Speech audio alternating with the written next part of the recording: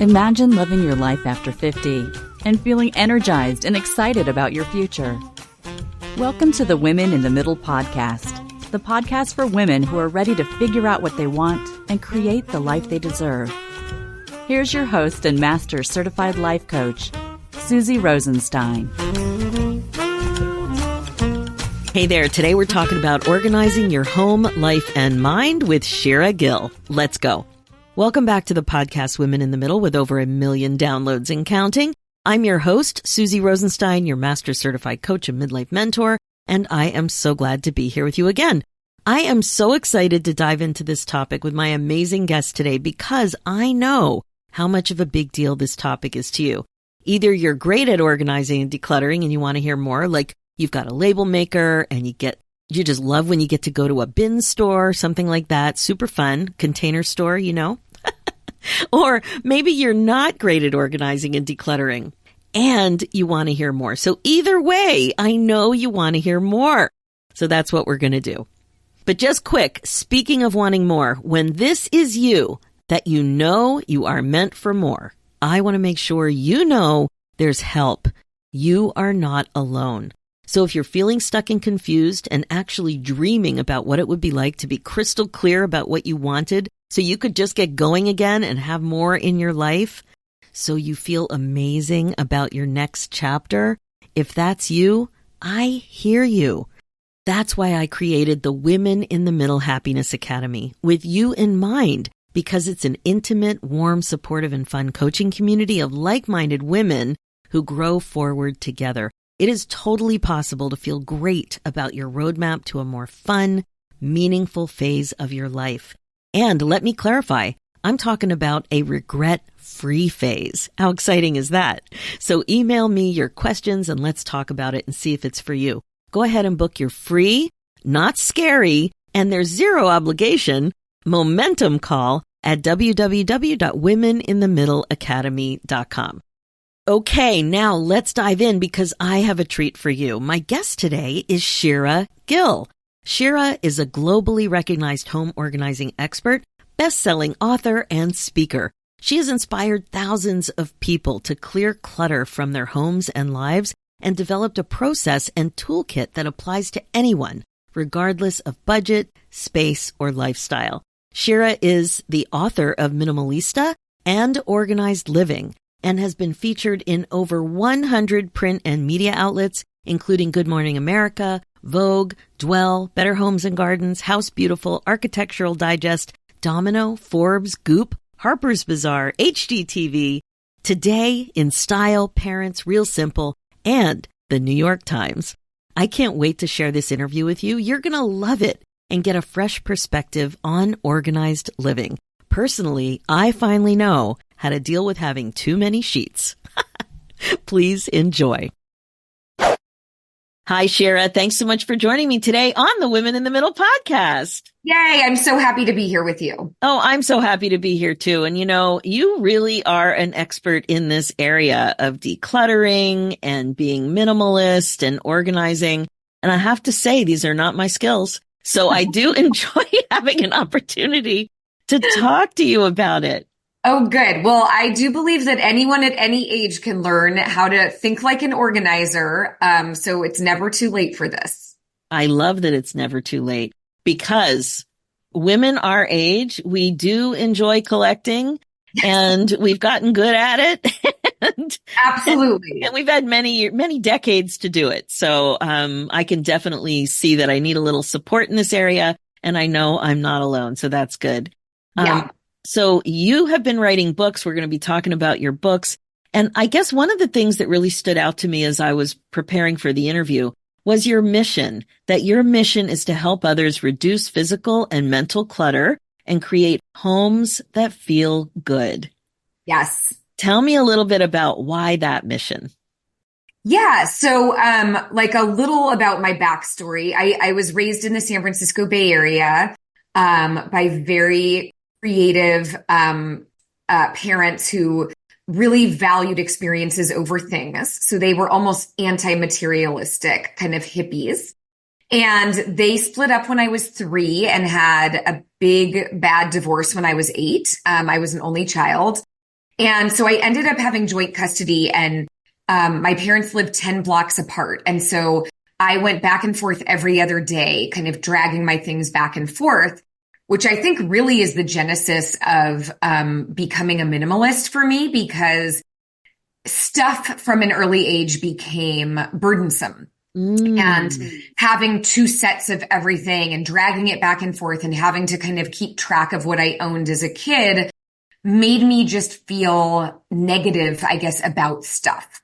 That combined with my parents' much more positive philosophy around emphasizing creativity and connection and experiences over material things.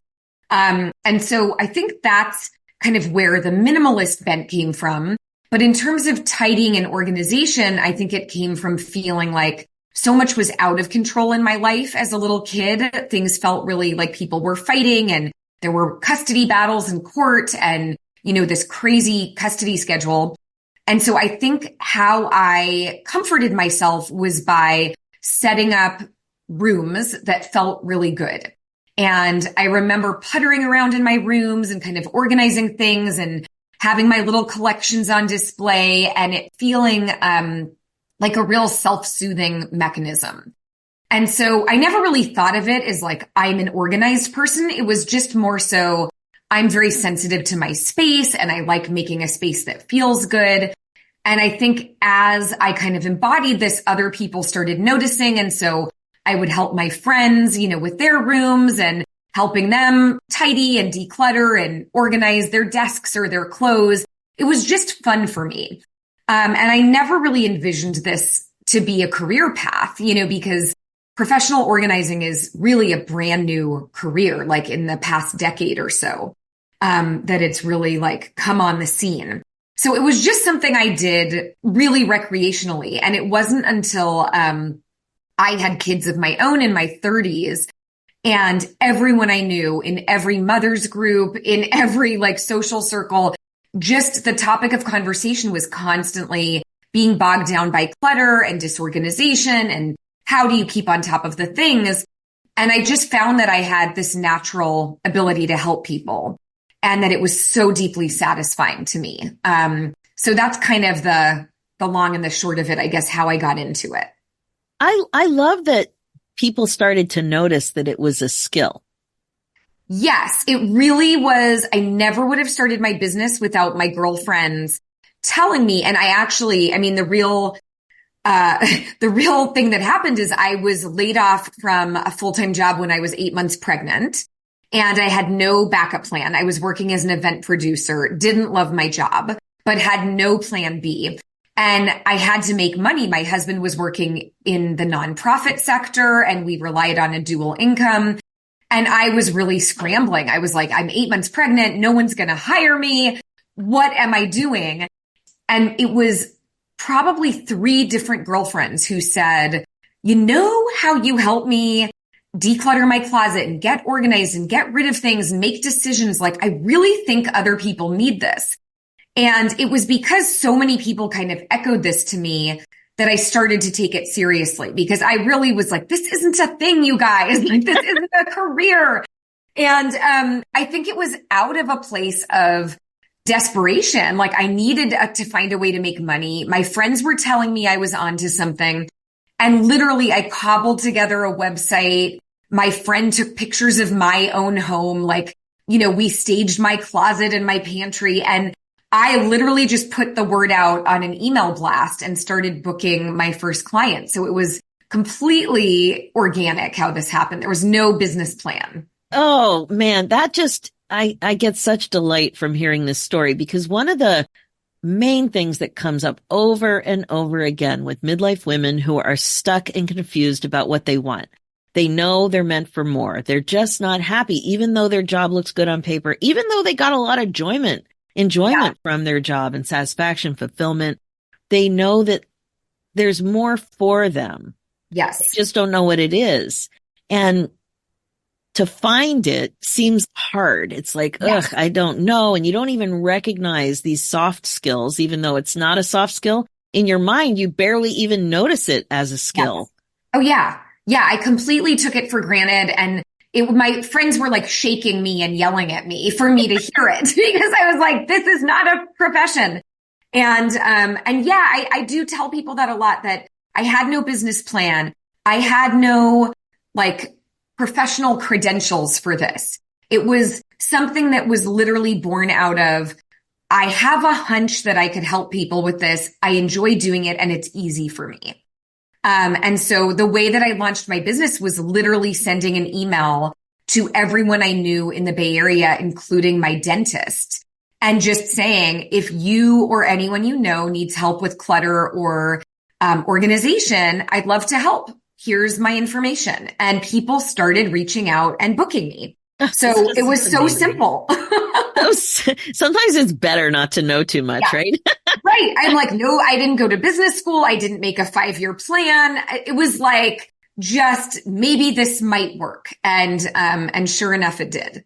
So good. And then the other piece of that can be just so frustrating for people is not to recognize or believe that they're already on the right path, that they've been on the right path their whole lives. Yes.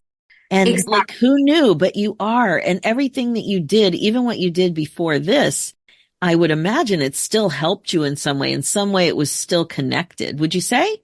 Absolutely. I mean, what's so funny is what I didn't mention is I was an actor in the theater for 20 years. And so, I moved from that to event planning for only a handful of years and now into organizing, which you wouldn't think would relate at all to life in the theater. But in fact, I'm teaching, I'm presenting, I'm doing workshops, I'm on camera.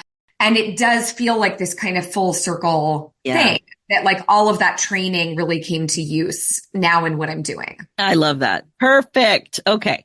So, another thing that I picked up in your book was this idea of less stuff and more meaning. Yeah. So what do you mean by more meaning?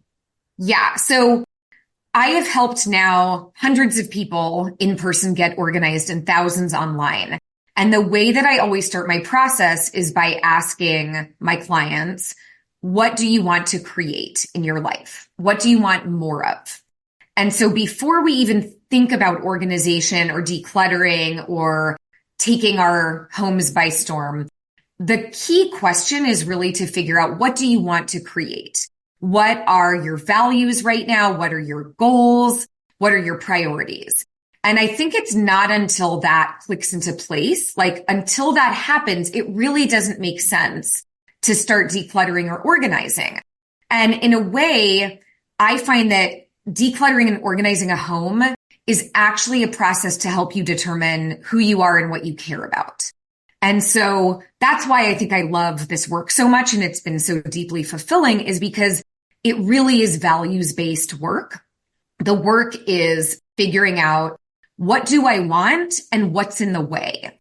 And so in our homes, when we look at that, if you decide, say, I want to become an executive coach, but I can't see my desk because it's so cluttered, you've got to get from here to there, right? And so then instead of just feeling like, I have to declutter my desk, it's, I want to create a desk that helps launch this exciting career. What would that desk look like? What would I need to be successful in this career? Likewise, for me, one of my personal goals was just, I want to travel the world. And every year I want to go to a new country. I want to be able to travel at the drop of a hat. And so having a curated wardrobe, having very little to manage makes it easy for me to travel, makes it easy for me to rent my house out, to fund travel. And so it's really starting with the values piece of like, what do you care about? What do you want to create? That then makes it so much easier to clear physical and mental clutter. So that's really like the starting place. And in my first book, Minimalista, where I take you through my 5-step process, number 1 is clarify. And I always say like, that is the meat and the heart of what I do, is helping people make those big decisions before they're making all the little decisions. And when you ask somebody this, are you met with a blank stare? Often. Yeah. Often. And I think, what's sad is that I think people don't often take the time or the space or give themselves the gift of asking, what do I really want? It feels often like there isn't room for that, or they've never been invited to, marinate on that question. So yeah, that does sometimes take some real coaching for people. And sometimes, as you know, just saying like, well, what if you did know? Or what if anything was possible? There was nothing in the way. And people will get there. But yeah, it does sometimes take like a little spaciousness and some coaching and asking the right questions to get people to really feel free enough to pursue those large and small dreams. Yeah. And even that you just said spaciousness in a cluttered situation, they lack spaciousness. So it's hard to, do the equivalent of closing your eyes and thinking. Yes. And by the way, I've had many people who have said, I really just can't think straight. And I just know that I want to clear the clutter. And once we clear the physical clutter, they do have an aha moment. So it can work in the reverse way as well. Like sometimes you just have to start taking action and feel things changing around you to feel like now there's the potential to start dating or to pursue a new career or to change your health. Like I've seen all of that come out of just physically decluttering your space. Mm. And what do you find is the hardest thing for people to get rid of, to break through? Is it how they're going to get rid of something, or is it a type of thing that they need to release? It's both. So, I live in the San Francisco Bay Area, so there is a big focus on sustainability, which is great. But I also find that it really hinders people because they feel like I have to find the right, exact, perfect home for this thing. And if I don't, I'm irresponsible. So therefore, it's going to gather dust for the rest of my life by my front door. And so I have to do a lot of encouraging of like, we're going to find the best place we can that's easy and efficient for you right now. It may not be perfect, but anything is better than having it just collect dust by your front door. So there is that, stumbling block of just, I don't know where and how to donate exactly perfectly right. And then I would say, the places that get the most overwhelming for people are paperwork, memorabilia, photos, things that feel like, if you have a stack of any of those things, it's like 100 decisions. Yeah. Whereas if you look at like, I don't know, a drawer in your kitchen full of Tupperware, it's much less emotional, right? To like go, oh, this is cracked. I'm going to recycle it. So I think, I always try to start people with easy wins. So tackling like your coat closet, because it's usually not super emotional to look through like galoshes and umbrellas and hats, but it can pack a major punch if you feel like you're walking into your home and you have a streamlined, lovely entry. Or even like a junk drawer in your kitchen.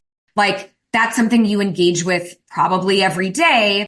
And maybe you don't realize that it feels stressful to look at this clutter drawer. But once you spend 15 minutes clearing it out, wiping it down, and putting things in neatly, it really can impact the daily flow of your life. So I like to start people with those like quick, easy wins so they can get momentum. And I always save like the basements or the attics or the garages for when you feel like your whole home is feeling good and now you're ready to tackle the big headache at the end. Oh, wow. And that, there's a piece of this that comes up all the time in the midlife community is when you inherit stuff from your parents, when you have to clean out a home or when they downsize and you end up with the silver trays, the tea sets, yes. There was a tea set that came down in my family that I actually wanted, but my uncle who was ready to give it to me, he said, are you sure you want this? Because I can sell it for you and give you the money. And I'm like, oh, no, I actually want that. But there was a silver tray conversation with my mother-in-law. She had a whole bunch of silver trays. And I was very surprised to learn that nobody wanted them. Right. I wanted one for the kitchen island, but none of the kids wanted them. None of them saw them as heirlooms or as anything valuable. It just really surprised me because I grew up thinking people my age, many of us grew up thinking that china and serving platters and sterling, that was all valuable stuff that should be kept and really appreciated. So, so when we start to have all this extra stuff that had meaning for the seniors in our lives, what do we do with that? Yeah. And I've been through that process. I lost my dad 10 years ago, and me and my much younger brother inherited everything he owned because he was single when he died. And my brother at the time was only 19, and he was, off in college, needed and wanted nothing. So I was kind of left with this, 3-bedroom home with an attic and a garage. And I live in a small craftsman bungalow with my husband and 2 kids and dog, and we have very limited storage space. So essentially, I inherited an entire other home and all of its contents. And we figured out we probably had room for maybe like 8 bins, right? Maximum in our basement. And so I had to go through this process, which was a very taxing personal process. And the way that I navigated it was by creating clear physical boundaries to contain my decision making. So the way that I did that is I started with, what do I have the space and the capacity to store in my home? Because I personally don't believe in offsite storage. So that's a big bone of contention with some people. But for me, I feel like paying to store things offsite doesn't make sense. Like, I want to have boundaries and limits around what I own from a sustainability point of view, and also just from a mental clutter perspective. I want as little to manage as possible. So with that philosophy in mind, we looked at our little tiny basement and we said, I think it was something like 8 to 10 bins will fit here. And so I went to my dad's house and kind of looked around, and a friend came with me for emotional support.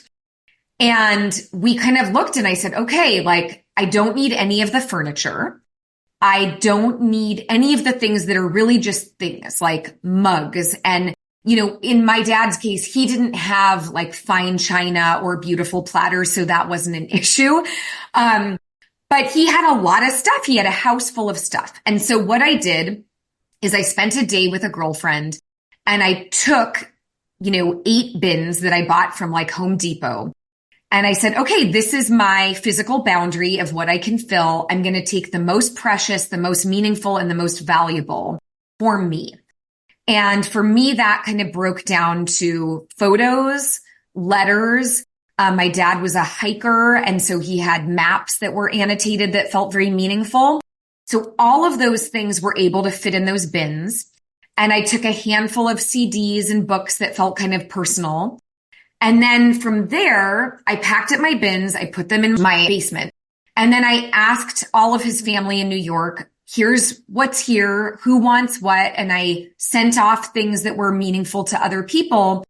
And then I had someone run an estate sale for me because it was so overwhelming. And it was such a win-win because at the end of it, his entire home was cleared out. I had taken what I wanted in advance. And then everything went to people who wanted it, and the rest was donated to libraries and charities. So that was my way of dealing with it. I think for people, like, I had a client who was an only child who both of her parents passed away, and she inherited a dozen different tea sets from different, generations. And she was just sort of like, I'm the responsible one. Like, no one, I'm an only child. Like, I'm the keeper of all of these heirlooms. And it was such a burden for her. And her partner felt like it was a burden because we aren't, younger generations are not a generation that uses fancy tea sets or formal china. And so instead of it becoming like this lovely gift, it really was a burden. And so what we decided was to take a single teacup from each of the dozen collections to make one new collection that was kind of cool and eclectic and reflected her family lineage. And then she donated the rest. So there are sometimes creative solutions like that. Like, I've had people who, inherit all of these quilts and they make one quilt to keep, or like I've seen people who make a very creative collection out of like all of the things that were inherited, and they make it into almost like a little mini art installation. But curating one from a collection is a great tip to use, that you don't have to keep an entire collection. You can take the one tray or the one teacup or the one ring and have it take on almost more meaning because it's not this massive pile. Oh, yeah, that's good. My cousin inherited a lot of photo albums. Her dad was a real collector. He was great at labeling. He had so many notes and he was just so good at it. But it was bookcases full of photo albums. Yeah. So it took her, I think it took a year, maybe more, but she went through everything and she digitized the one she wanted to keep. And then she made several digital photo books that she could share with family. And that's what she did. And then she was able, I thought that was good, but it was she was daunting. A massive project. Massive project. Yeah. Yeah. Which is why I always tell people, keep those daunting projects, stow them for the end. Like, start with the low hanging fruit and the things that are going to affect you on a day-to-day basis. Like, clear your dining room table. Make sure you have a nice place to sit and work. Make sure your nightstand feels lovely to look at. That's a big one for people, is just nightstands that are piles of paperwork and glasses and coffee mugs and mail. And I'm like, this is a quick win. You can clear off the surface of your nightstand, put something beautiful on it, maybe a single book you're reading or a journal. And now you're waking up to beauty instead of waking up to stress, right? So there's all these little tiny, I call them 15-minute wins throughout your home. And instead of feeling, because what happens is people get so overwhelmed that they don't start. Yeah. And so the key to starting is to reduce the overwhelm. And I do that with people by saying, like, one drawer at a time, one small surface at a time, you're going to start improving the look and feel of your home. But it's never going to work if you try to take the whole thing by storm at once. So, that's just too scary. It's too burdensome. Yeah. Yeah, big time. Okay, now I really want to talk about your book, your new book, Organized Living, Solutions and Inspiration for Your Home. And what really stands out about this book is the way you talked to 25 other designers around the world and really got personal with them and used photographs of their own homes. I thought it was fascinating. So tell us a little bit about why that book came to be and what really got you excited about it. Yeah. So I had finished my first book, Minimalista, which really detailed my personal process, my organizing process, like from A to Z. But I have so many colleagues, and I've been now a professional organizer for nearly 15 years. And every time I would go to a colleague's house, I'm very nosy. And so I would poke around and I would say, show me how you organize your medicine cabinet, or how do you deal with cord clutter, or what do you do with your photographs, right? And every professional organizer kind of had a different take on it. And so I just had this light bulb moment where I thought, wouldn't it be really cool to showcase the homes of how real professional organizers around the world organize, so that readers could get a take from not just my minimalist philosophy, but from a maximalist, from someone who has a huge family, from someone who's living alone in a tiny apartment, from every type of culture, from cities, from suburbs. So I pitched this idea to my publisher, and luckily they were on board. And so I embarked on basically this incredible 1 year where I traveled around the world with a photographer, Vivian Johnson, who's a great interiors photographer. And we would go one day at a time and tour each expert's home, ask them questions. Vivian would document the photos. I would write kind of the profile of the organizer's philosophy and a breakdown of their best tips. And really the goal with this book is to eliminate how organizing can and should look different for everyone. So I think sometimes the versions of organization we see in pop culture, on TV, and in magazines, it's very cookie cutter. It's, everything in clear plastic bins or everything in rainbow order. And for some people, that just doesn't resonate. That's not how they would get organized. So I really wanted to showcase, like, you can organize in any way you want. I have a zero waste organizer. who doesn't buy a single product and everything he uses to organize his home has been found or repurposed. I have a maximalist who loves color and collections and art. And so it was really fascinating to go through this process, and the feedback has been so great from people saying like, I really identified with this person or that person, or thank you for including this person. There's even an organizer who downsized from having 300 pairs of shoes to living in a tiny Airstream trailer. Oh my God. So there is really something for everyone in this book to find inspiration from. Well, one thing that did stand out with all these images are the way people do treat their shoes in these images. And I have to say, I can't even imagine it. So there are these beautiful pictures with somebody's beautiful closet, and then you'll see beautiful shoes, not worn and icky, but like beautiful, not muddy, not schmutzy. And there might be 2 shoes on a shelf, 2 pairs. And then there's something pretty, and then there's 2 more shoes on a shelf. And I just think about my foyer in Canada. People take their shoes off. Yes, and it's a big hullabaloo in the foyer, big giant mess, always. Yeah. And I don't know. I just can't imagine shoes being beautifully part of a scenario in a closet. Tell me about shoes. And mind you, I have too many shoes. I get that. I get that. It's often a volume issue with shoes. However, I will say, so I had an organizer in Chicago, many organizers in New York. So people who are really dealing with real seasons and snow and rain. Right. And typically what they did is they just had like a tiny area in their entry. And a lot of these people had like very space challenged homes or apartments where it's all about the fewer better philosophy. So I think instead of organizing more, it's like owning less but better, right? So there's an organizer who has exquisite taste. She's kind of an organizer and a designer named Laura Catano, and she lives in New York in a 300 square foot apartment, and she loves shoes and she loves fashion. She loves shopping, but she literally owns like one beautiful pair of rain boots that she takes very good care of, right? And so instead of having this big mountain by her front door, she's got like the one really nice pair. And her closet looks like a boutique. It's super curated. Everything's out of boxes and on shelves, and it looks like art. And she told me, she'll wear them and she's out in New York and she's pounding the pavement.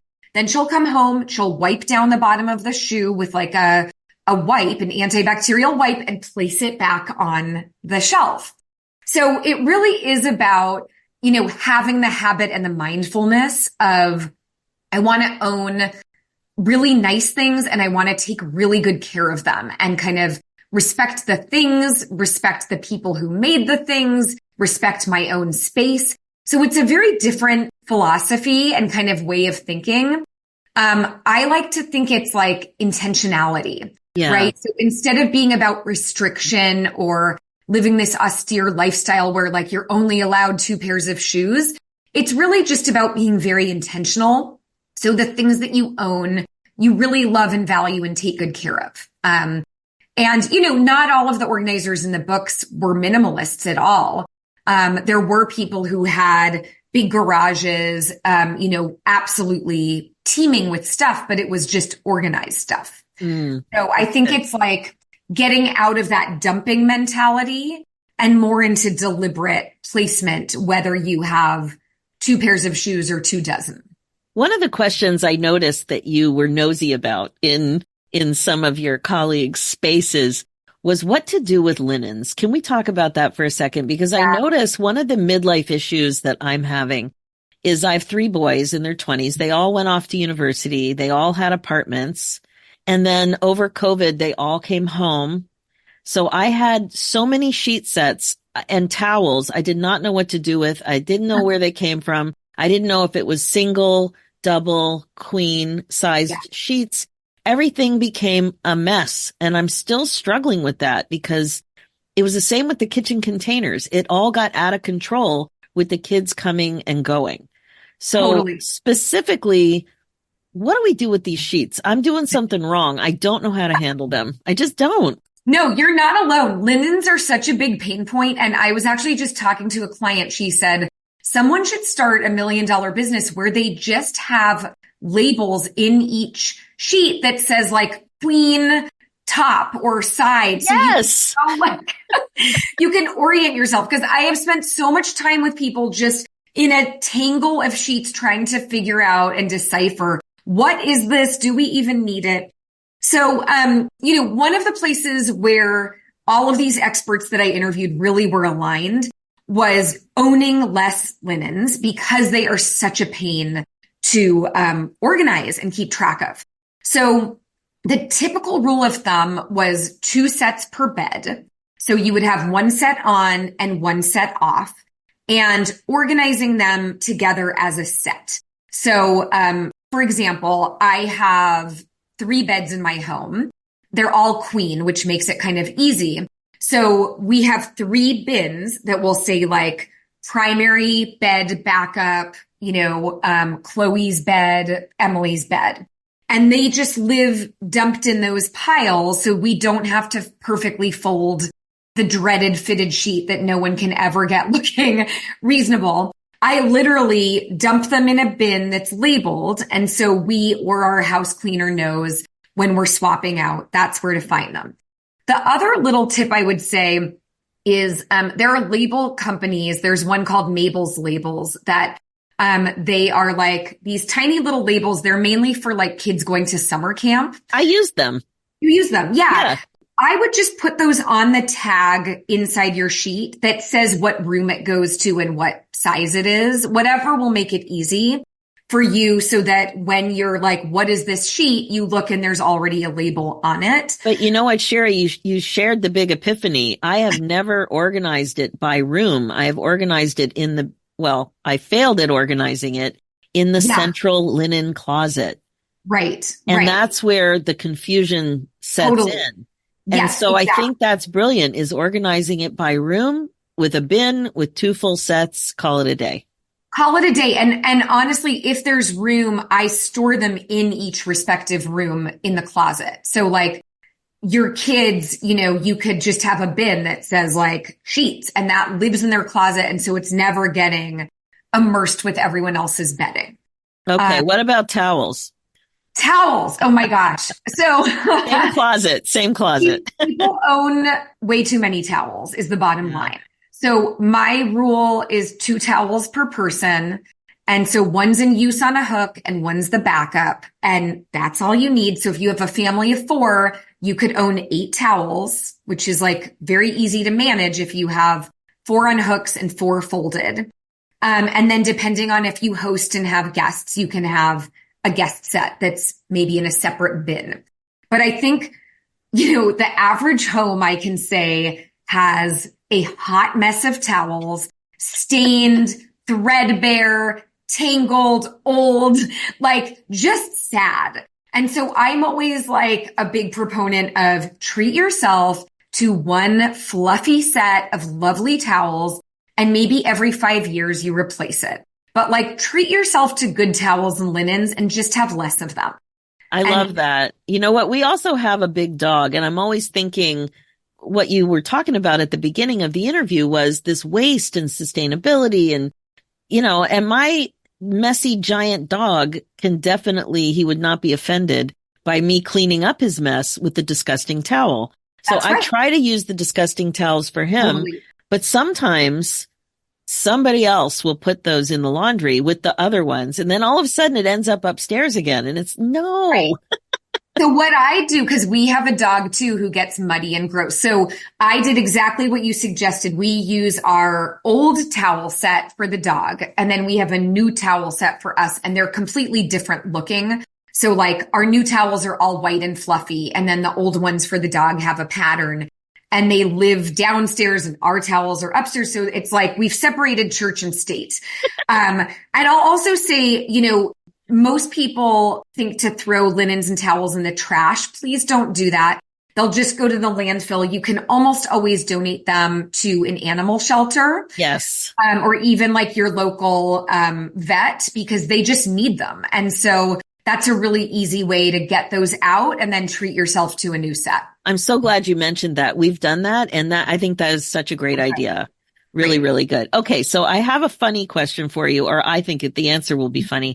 What are some of the more bizarre things that you've had to deal with in people's homes, or funny or embarrassing or whatever? I'm sure you've got stories. Oh my gosh. I mean, you name it. I could write the craziest book about that.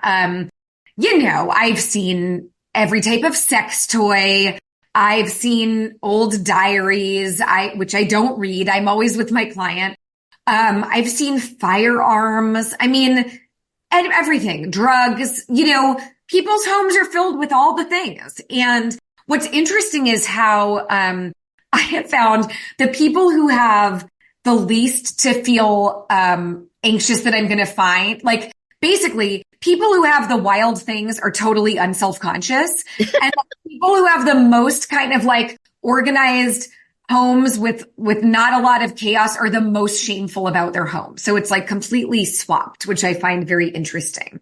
Oh, that is interesting. Yeah. Like people who are like, I'm so scared to show you my home. I'm looking around like, your home is lovely. And then people who are just like, get into everything. I'm like discovering like sex toys and drugs and they could care less. So yeah, I've seen everything under the sun. I've unfortunately also seen every type of like animal dropping and, like really gross things. But I found this is a job where it's not for the faint of heart, but, it's so deeply satisfying. And I think there's something, I'm not really grossed out by anything and I don't judge my clients. I see every project as an opportunity to transform. And I think that's one of the things that was really mirrored by all of the organizers that I interviewed was this sense of like, people think that we're going to come in and judge, but in fact, we're there and we want to help. Like our mission is to support people to improve their homes and feel happier at home. And so when I come in, regardless of what is being turned up, I'm seeing it as an opportunity for growth. And so, despite the fact that sometimes it can be, a little not for the faint of heart, it's just always so interesting and stimulating and satisfying to help people navigate through their stuff and really determine what makes sense for the person that they want to be. And I love that. Sometimes I love it. Full of sex toys is who they want to be, and that's fine. Just organize them better. Right. So what is your best advice to women in the middle, 50 plus, who might be dealing with kids, adult children coming and going, might be starting to think about helping their parents deal with their space or dealing with the aftermath of a death or inheritance, or even thinking about downsizing in the next 10 or 20 years themselves? That might mean it might take 20 years to get through it. But like, what is your best advice for people our age? Yeah. I mean, I think that it's throwing out convention, right? Like giving yourself permission to be a rule breaker. Because I think, I've helped people in their 70s, 80s, and even 90s. And I find one of the biggest things that holds people back is the shoulds, but shouldn't I keep this or aren't you supposed to? And I think this process can be really liberating if you allow yourself to throw out those shoulds and be curious about what that next chapter might look and feel like for you. And I think it's really an act of self-care and self-love to allow for the possibility of things being different, to allow yourself to discover new parts of yourself, and that maybe you don't want the China and that's okay. Maybe you're not a China person. Maybe you don't want to keep all the things that your mom thought you should keep, right? Like my mom thinks I should keep everything. And I've had to say to her, I'm just different than you, Mom. Like I'm not attached in the same way. I want to live differently. And it's been difficult because you can feel guilty and you can feel like you're betraying somebody if you get rid of something that they gave you. But I think if you just throw out the rule book and really feel into what feels right for me now, what do I want to create in this new chapter, and think of it as a gift you can give yourself. That's so interesting. I'm feeling a little guilty about something I did with my son when I don't remember when they at some point, maybe it was in high school or when he came back. I think it was when he came back after university. He was cleaning out his room and, getting rid of it looking childlike. And he had all this memorabilia from high school and he was throwing it out. And I went, oh, what are you doing? You can't throw that out. I'll get you a little bin. You have to keep it. He's like, why? I said, you just have to keep it. So there's a little half-size bin of some of his memorabilia from high school in the basement. Well, that feels very reasonable. I don't think you need to feel bad about that at all. My mom, when I was, I think 30, dropped off like everything I've ever made and created in my life. And it was a huge burden to me, but she thought of it as a gift. And I had to explain, I'm going to go through these 12 bins and pick a few things because this to me is just clutter. I don't want every essay I ever wrote in middle school. So I think finding your own, like what works for me is not going to work for many of my clients. And it's really about finding your version of enough, your version of the perfect amount. That's what I encourage people to do, is really reflect on that. What is my perfect amount? I love it. Okay. So how can people best get a hold of you? Yeah. So, my website is just my name, shiragill.com. I have a free newsletter and community over on Substack, that's linked on my website. And, my books are called Minimalista and Organized Living. And they are published through Penguin Random House. So they're available wherever books are sold. So good. Thank you so much for coming on and sharing your story and your take on clutter and stuff and being a little bit more minimalistic, but also just the importance of staying connected to your authenticity as you figure out who you are and what you want and how you can best reflect that in your home. So it helps you. So your home is not annoying you. I love that.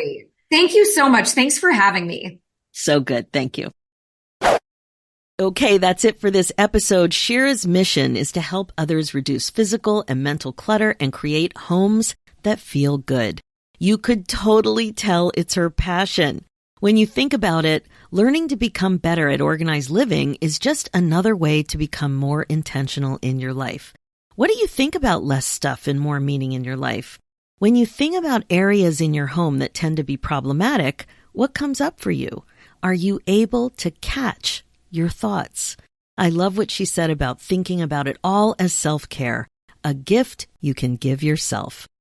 Now, as you know, this podcast is all about how to love your life again after 50. It's really all about coaching you to be more intentional and to incorporate mindfulness into your life as a regular practice.